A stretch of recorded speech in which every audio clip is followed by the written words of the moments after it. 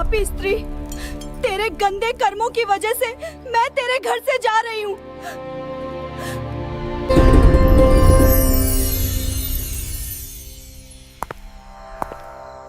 क्या आप जानते हैं, कुछ घर ऐसे होते हैं जहां मां लक्ष्मी कभी प्रवेश नहीं करती।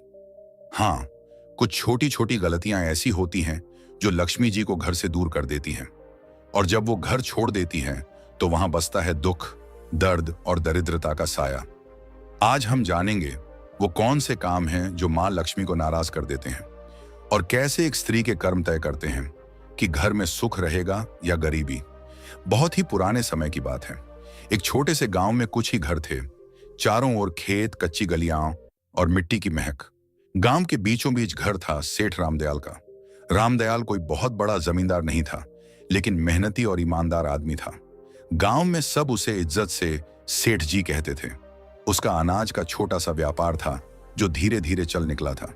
सुबह सूरज निकलते ही वो काम पर निकल पड़ता, और शाम को थक कर घर लौटता तो उसकी पत्नी सुशीलाबाई उसे दरवाजे पर मुस्कान के साथ स्वागत करती। सुशीलाबाई बहुत ही शांत और संयमी स्त्री थी। चेहरे पर हमेशा सादगी झलकती थी। माथे पर छोटी सी बिंदी, साड़ी का पल्ला सिर पर। वो मानती थी कि घर की असली शोभा उसके सोने चांदी से नहीं, बल्कि सफाई और सच्चे मन से होती है। हर सुबह सूरज से पहले उठकर वो आंगन बुहारती, तुलसी पर जल चढ़ाती और फिर चूल्हे में फैला दिया जलाती। उसकी यही दिनचर्या थी, सादगी में भक्ति, भक्ति में अनुशासन। गांव की औरतें अक्सर कहती, सेठानी के घर में तो मां लक्ष्मी खुद रहती हैं।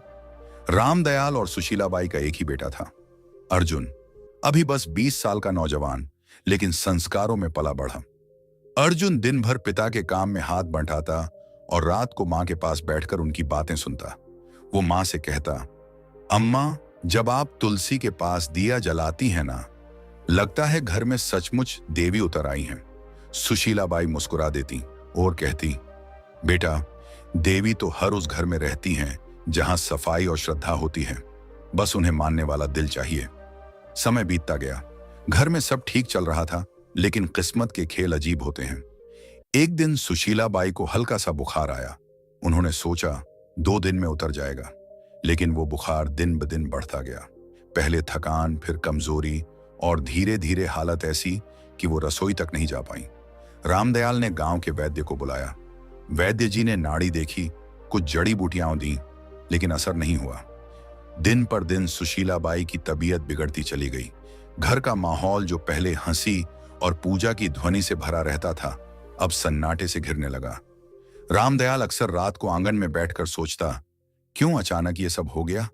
कहीं मेरी कमाई में कोई गलती तो नहीं, या हमने किसी का मन दुखाया हो? वो ऊपर आसमान की तरफ देखता और मन ही मन मां लक्ष्मी से कहता, मां, जो भी भूल हुई हो क्षमा करना। लेकिन जवाब में बस हवा की धीमी सरसराहट सुनाई देती। अर्जुन हर पल मां के पास रहता, उनके लिए काढ़ा बनाता, सिर दबाता, और धीरे धीरे ये समझने लगा कि घर की नींव मां ही होती है। सुशीलाबाई के बीमार पड़ते ही घर का सारा क्रम बदल गया था। जो रसोई हमेशा चमकती थी, अब वैसी नहीं रही। सफाई में ढिलाई आने लगी। पूजा भी कभी होती, कभी नहीं। धीरे धीरे वो पवित्रता जो घर की पहचान थी, जैसे फीकी पड़ गई। एक रात जब सेठ अपनी पत्नी के सिरहाने बैठा था, उसने कहा, सुशीला, मैं सोच रहा हूं अब अर्जुन की शादी कर दूं। सुशीलाबाई ने धीरे से आंखें खोली। इतनी जल्दी? अभी तो वो बच्चा है। रामदयाल ने कहा, अब वो बच्चा नहीं रहा, घर को संभालने वाला समय आ गया है, और मैं चाहता हूं कि जब तक तुम हो, नई बहू को अपने हाथों से देख लो। ये कहते कहते उसकी आवाज भारी हो गई। सुशीलाबाई ने कुछ पल सोचा, फिर बोली, अगर तुम्हें लगता है कि यही सही है तो कर दो। अगले ही दिन उसने तय कर लिया कि वो अपने बेटे के लिए एक सच्चरित्र और संस्कारी लड़की ढूंढेगा, जो घर को फिर से वैसे ही सजा दे जैसे उसकी पत्नी ने किया था। गांव में खबर फैल गई कि सेठ रामदयाल अपने बेटे अर्जुन के लिए बहू ढूंढ रहे हैं। चौपालों पर बैठे बुजुर्ग हों या कुएं पर बातें करती औरतें, सबके बीच यही बात घूम रही थी। कोई कहता, सेठ जी को बड़ी खानदान की बहू चाहिए होगी, तो कोई जवाब देता, नहीं, वो तो सादगी और संस्कारों वाले घर की लड़की ही पसंद करेंगे। धीरे धीरे यह बात पूरे इलाके में फैल गई। हर कोई जानता था कि सेठ रामदयाल अपने बेटे की गृहस्थी बसाने की तैयारी कर रहे हैं। रिश्तों की चर्चा शुरू हुई तो आसपास के गांवों से लोग सुझाव देने आने लगे। हर कोई अपने घर की बेटी की तारीफ करता। सेठ सबकी बातें सुनता, लेकिन हर बार उसके मन में एक ही बात घूमती, सौंदर्य या अमीरी से घर नहीं चलता, घर तो संस्कारों और संयम से बनता है। उसी दौरान उसका पुराना परिचित गोविंद जी मिलने आया। उसने कहा, सेठ जी, मेरे रिश्तेदार के घर एक लड़की है, नाम राधा, सीधी सादी, घर संभालने वाली और बड़ों का आदर करने वाली। मुझे लगता है वो आपके घर के लायक हैं। सेठ ने कहा, अच्छा, मैं जाकर देख आता हूं। अगले दिन सुबह वह अकेले ही निकल पड़ा। पहले के जमाने में पिता ही जाकर लड़की देखा करते थे। दोपहर तक सेठ उस गांव पहुंचा जहां राधा का घर था। घर सादा था, आंगन साफ और वातावरण में सादगी थी। राधा के पिता ने आदर से स्वागत किया। बातचीत के दौरान राधा पानी लेकर आई, सिर झुकाए, शांत और संस्कारी। सेठ ने मन ही मन कहा, यही है वो लड़की जिसमें घर बसाने की समझ है। उसी दिन सेठ ने वहीं पर रिश्ता पक्का कर दिया और कहा, अब बस शुभ दिन निकालिए, मैं अपनी बहू जल्द ही घर लाऊंगा। घर लौटकर उसने सुशीला बाई से कहा, मैंने लड़की देख ली, नाम राधा है, स्वभाव बहुत अच्छा है, सूरत में सादगी है, आंखों में आदर झलकता है। सुशीला बाई ने शांत स्वर में कहा, अगर तुम्हें मन से ठीक लगी है तो वहीं सही, लड़की वहीं अच्छी जो घर को अपनाए। सेठ ने सिर हिलाया, मन को सुकून मिला है, लगता है अब घर फिर से बस जाएगा। कुछ ही दिनों में रिश्ता तय हो गया। शुभ मुहूर्त निकला और दोनों घरों में खुशी की लहर दौड़ गई। समय बीता और शादी का दिन आ गया। सादगी से मगर पूरे रीति रिवाजों के साथ विवाह हुआ। राधा अब सेठ रामदयाल के घर की बहू बन चुकी थी। शादी को कुछ हफ्ते बीत चुके थे। घर में नई रौनक थी, सब कुछ जैसे फिर से जीवंत हो उठा था। राधा सुबह जल्दी उठती, आंगन में जल छिड़कती, तुलसी को प्रणाम करती और रसोई में मां अन्नपूर्णा का भोग तैयार करती। सुशीला बाई के चेहरे पर सुकून था। उन्हें लगता था जैसे घर में मां लक्ष्मी खुद आकर बस गई हूं। लेकिन जैसे जैसे दिन बीते, राधा की आदतें बदलने लगीं। वो अब सुबह देर तक सोने लगी और कुछ ही दिनों में आंगन की सफाई का समय बदल गया। पहले सूर्योदय से पहले झाड़ू की आवाज आती थी, अब सूरज ऊंचा चढ़ आता था, तब भी आंगन में बिखरे पत्ते वैसे ही पड़े रहते। एक सुबह सुशीला बाई तुलसी पर जल चढ़ाने निकली तो देखा कि झाड़ू कोने में पड़ी है और राधा अभी तक नहीं उठी। वे कमरे में गईं और धीरे से बोली, बेटी, अब तो सूरज आंगन तक आ गया, उठ जा, घर की रौनक सुबह की सफाई से शुरू होती है। राधा ने उनींदी आंखें खोली और बोली, मां जी, आज बहुत नींद आ रही थी, बस थोड़ा और सोने दीजिए। सुशीला बाई ने कहा, बेटी, देर तक सोने से मन में सुस्ती आती है और जब मन सुस्त हो जाए तो लक्ष्मी जी भी घर का रास्ता भूल जाती है। सुबह की हवा और सूरज की किरणें घर की बरकत होती हैं, इन्हें यूं मत खो। राधा ने हल्की मुस्कान दी, मां जी, मैं कल से ध्यान रखूंगी। लेकिन अगले दिन वही हुआ। सूरज निकला, आंगन में सन्नाटा रहा और तुलसी की मिट्टी सूखी पड़ी थी। कुछ दिनों बाद एक और बात हुई। राधा झाड़ू लगा रही थी, तभी झाड़ू गलती से उसके पैर से लग गई।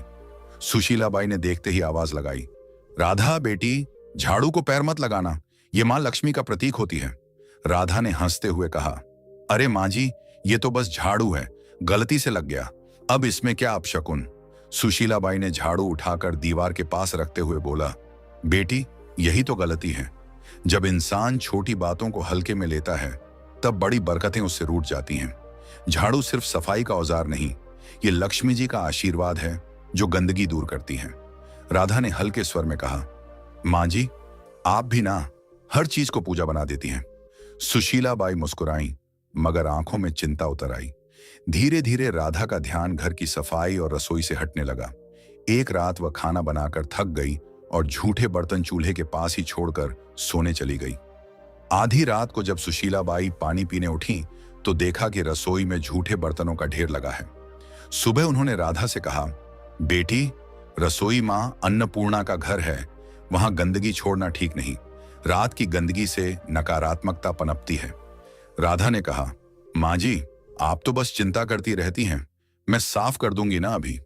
सुशीला बाई ने गहरी सांस लेकर कहा, बेटी, जो काम शाम का हो उसे सुबह तक टालना बरकत को टालना है। साफ रसोई से ही सुख का आरंभ होता है। राधा ने कुछ नहीं कहा, पर उसके चेहरे पर थकान और अनिच्छा साफ झलक रही थी। शाम का समय था, सूरज ढल चुका था और घर में दिया जलाने का वक्त था। तभी राधा ने झाड़ू उठाई और आंगन बुहारने लगी। सुशीला बाई ने तुरंत आवाज लगाई, राधा, शाम को झाड़ू नहीं लगाते बेटा, इस वक्त मां लक्ष्मी घर में प्रवेश करती हैं। राधा ने बिना रुके कहा, मां जी, जब दिन में वक्त नहीं मिलता तो शाम को ही सफाई करनी पड़ती है, इससे क्या फर्क पड़ता है? सुशीला बाई दरवाजे पर खड़ी होकर बोली, फर्क पड़ता है बेटी, शाम को झाड़ू लगाने से लक्ष्मी जी का आशीर्वाद बाहर निकल जाता है। बरकत सिर्फ कमाई से नहीं आती, आदतों से आती है। राधा ने झाड़ू एक ओर रख दी और बोली, मां जी, मैं आपकी इज्जत करती हूं, पर अब जमाना बदल गया है, लोग ये सब बातें नहीं मानते। सुशीला बाई ने शांत स्वर में कहा, बेटी, जमाना बदल सकता है, लेकिन घर की नींव नहीं। जो परंपरा से जुड़ा रहे वही स्थिर रहता है। कुछ दिन बाद एक और घटना हुई। राधा ने खाना खत्म होने के बाद झूठे बर्तन चूल्हे के ऊपर रख दिए। जब सुशीला बाई ने देखा तो बोली, बेटी, चूल्हा मां अन्नपूर्णा का आसन है, वहां झूठे बर्तन नहीं रखे जाते। राधा ने बिना ऊपर देखे कहा, मां जी, मैं बस जगह की कमी से रख दिए थे, बाद में धो दूंगी। सुशीला बाई ने कहा, रसोई में पवित्रता सबसे जरूरी है। अगर चूल्हे पर गंदगी होगी तो लक्ष्मी जी की कृपा भी घट जाएगी। राधा ने मुस्कुराते हुए कहा, मां जी, हर चीज में देवी ढूंढना बंद कीजिए। खाना तो मैंने बना ही दिया ना, अब थोड़ी देर में सब साफ हो जाएगा। सुशीला बाई ने कोई जवाब नहीं दिया। उनके चेहरे पर निराशा थी, मगर मन में अब भी उम्मीद थी कि शायद एक दिन राधा इन बातों का अर्थ समझ लेगी। धीरे धीरे घर का माहौल बदलने लगा। पहले जहां सुबह पूजा की घंटी बजती थी, अब सन्नाटा रहता था। तुलसी के पास मिट्टी सूख गई थी, दीपक बुझा रहता था। सुशीला बाई अब भी हर सुबह तुलसी के सामने खड़ी होकर कहती, हे मां, इस घर पर अपनी कृपा बनाए रखना, मेरी बहू को सही समझ देना। लेकिन जैसे घर की रोशनी धीरे धीरे कम होती जा रही थी, सेठ रामदयाल अब चिंतित रहने लगा था। उसे लगता घर में कोई अदृश्य भारीपन फैल गया है। एक दिन उसने सुशीला बाई से कहा, लगता है मां लक्ष्मी रूठ गई हैं। सुशीला बाई ने चुपचाप सिर झुका लिया। उन्हें पता था यह सब राधा की लापरवाह आदतों का नतीजा है, पर वो अभी भी उसे डांटना नहीं चाहती थी। उनका विश्वास था कि प्यार से समझाने पर राधा बदल जाएगी। समय बीतता गया और घर की रौनक धीरे धीरे जैसे मिट्टी में मिलने लगी। पहले जहां सुबह तुलसी के पास दिया जलता था, अब वहां धूल जमने लगी थी। राधा अब ज्यादातर उदास या व्यस्त रहती।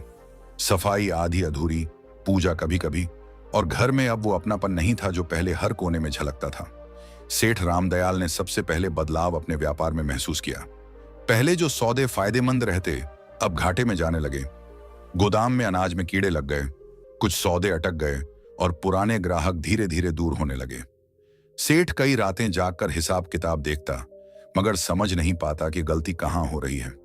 एक शाम उसने सुशीला बाई से कहा, सुशीला, अजीब बात है, अब काम में मन नहीं लगता, जैसे बरकत कहीं गुम हो गई हो। सुशीला बाई ने धीमे स्वर में कहा, बरकत तब गुम होती है जब घर की पवित्रता कम होने लगे। मां लक्ष्मी वहां नहीं टिकती जहां गंदगी और लापरवाही घर कर जाए। सेठ ने गहरी सांस ली। तू कहना चाहती है कि... वो आगे नहीं बोला, लेकिन दोनों की नजरें एक ही दिशा में उठीं, राधा की ओर। राधा भी ये सब देखती थी, पर उसे लगता कि ये बस समय की मार है। एक दिन जब सेठ गुस्से में बोला, हर काम उल्टा क्यों हो रहा है, तो राधा ने कहा, पिताजी, ये सब अंधविश्वास है, व्यापार में उतार चढ़ाव तो होते रहते हैं। सेठ ने आंखें तरेरी। तू नहीं समझेगी बहू, जब घर की औरतें रीति भूल जाती हैं, तब घर की बरकत खुद रास्ता भूल जाती है। उस दिन के बाद से माहौल और भारी हो गया। घर में छोटी मोटी चीजें टूटने लगीं। राधा ने ध्यान देना बंद कर दिया था। झाड़ू वहीं कोने में पड़ी रहती, रसोई में बर्तन कभी साफ नहीं रहते। सुशीला बाई अब ज्यादातर चुप रहने लगी थी। वो हर शाम तुलसी के पास बैठकर मन ही मन कहती, हे मां, अब कुछ तू ही कर। एक रात तेज हवा चली और आंगन में रखा दीपक बुझ गया। उसी पल गोदाम से खबर आई, सेठ जी, आग लग गई। सेठ दौड़ा, पर बहुत देर हो चुकी थी। गोदाम का आधा अनाज जल चुका था। गांव वाले कहते, ऐसा तो पहले कभी नहीं हुआ था। रामदयाल वहीं बैठ गया, माथे पर हाथ रखकर बोला, लगता है मां लक्ष्मी ने सच में मुंह मोड़ लिया है। घर लौटते समय उसकी आंखों में आंसू थे। उस रात घर में कोई नहीं बोला। सेठ के दिल में पहली बार यह एहसास बैठ गया था, अब अगर कुछ नहीं बदला तो इस घर की खुशियां कभी वापस नहीं आएंगी। सेठ की मेहनत, नाम और इज्जत सब एक साथ डूब गए। घर का माहौल भी अब बदल चुका था। पहले जहां हर सुबह पूजा की घंटी और तुलसी की खुशबू होती थी, अब वहां सन्नाटा था। सेठ रामदयाल दिन रात चिंताओं में डूबा रहता। रात को अक्सर बरामदे में बैठकर बुदबुदाता, मां लक्ष्मी, कहां चली गई तू? एक शाम सेठ घर लौटा, चेहरा गुस्से से लाल था। वह आंगन में बैठ गया और एकदम से बोला, बस अब और नहीं सह सकता मैं ये सब। सुशीलाबाई चौंकी। क्या हुआ जी? सेठ ने जोर से कहा। क्या बताऊं, सब खत्म हो गया। मेहनत, इज्जत, कारोबार सब झलकर राख हो गया। और मैं जानता हूं ये सब किसकी वजह से हुआ है। उसकी नजर राधा पर टिक गई, जो पास ही खड़ी थी। राधा सकपका गई, धीमे स्वर में बोली, पिताजी, मुझसे क्या गलती हुई है? मैं तो हर दिन अपने काम करती हूं। सेठ का स्वर भारी और कांपता हुआ था। काम? तूने घर का रूप बदल दिया बहू। न सफाई, न श्रद्धा, न सुबह का दीपक। जब औरत घर की मर्यादा भूल जाए तो लक्ष्मी जी भी उसका साथ छोड़ देती है। जिस दिन तू इस घर में आई, उसी दिन से बरकत घटने लगी। राधा की आंखें भर आईं। वो रोते हुए बोली, मैंने किसी का बुरा नहीं चाहा पिताजी। मैंने बस अपने ढंग से जीने की कोशिश की। अगर पूजा में देर हो जाए या सफाई में कमी रह जाए तो क्या सारी विनाश की जड़ मैं ही हूं? सेठ गुस्से से उठा और बोला, हां, क्योंकि घर की नींव औरत के कर्मों से टिकती है। अगर वो ही ढीली हो जाए तो पूरा घर ढह जाता है। तेरे आने के बाद से न शांति बची न बरकत। अब मैं तुझे कुछ और नहीं कह सकता, बस इतना कि इस घर से जा। राधा, जा और अपने कर्मों पर खुद विचार कर। राधा स्तब्ध रह गई।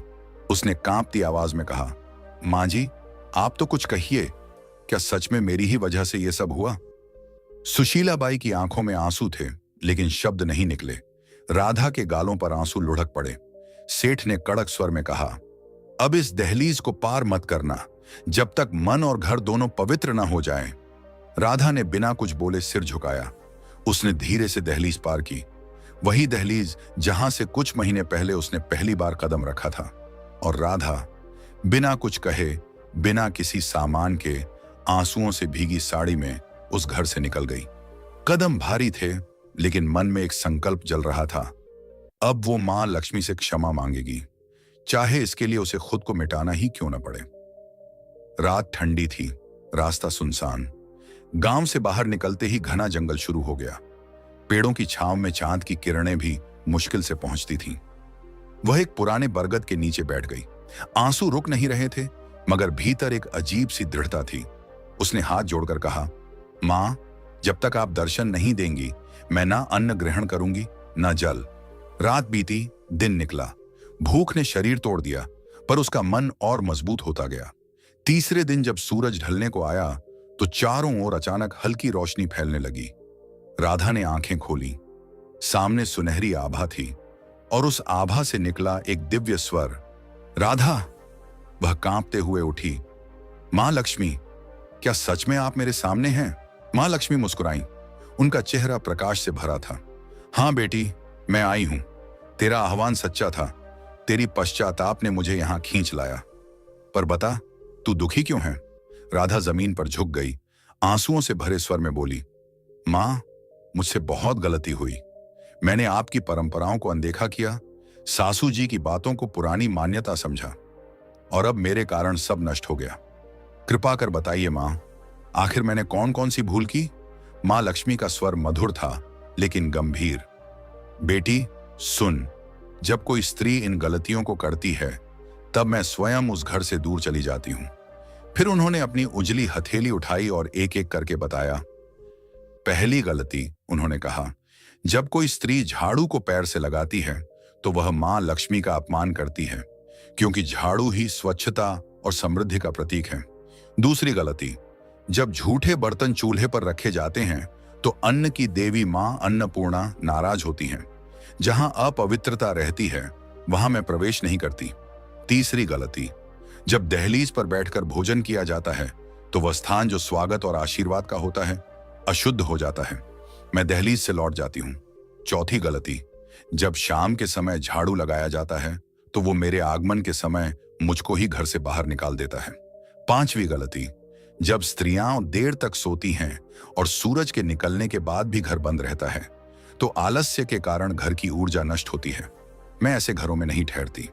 6ठी गलती, जब आंगन की सफाई नहीं होती तो वहां नकारात्मकता फैलती है और मैं वहीं से लौट जाती हूं जहां गंदगी देखती हूं।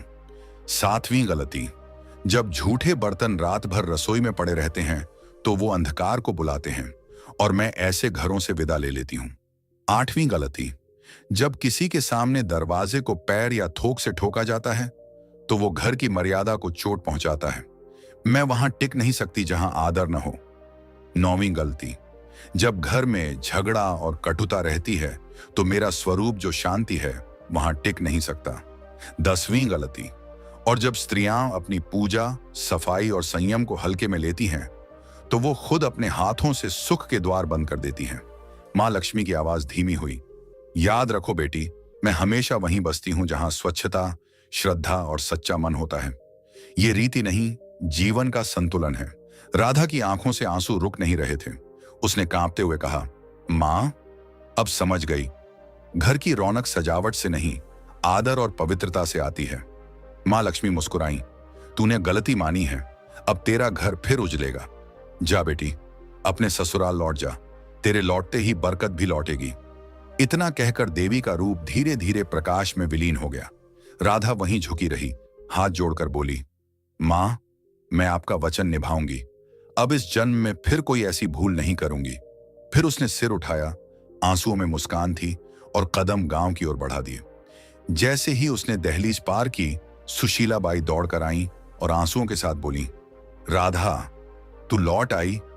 राधा ने कहा, मां जी, मैंने सब समझ लिया है। मां लक्ष्मी घर में तभी बसती हैं जब सफाई, पूजा और श्रद्धा साथ हों। उसी दिन से घर में फिर रौनक लौट आई, व्यापार संभल गया और पूरे गांव में चर्चा होने लगी। सेठ जी के घर में मां लक्ष्मी फिर से बस गईं।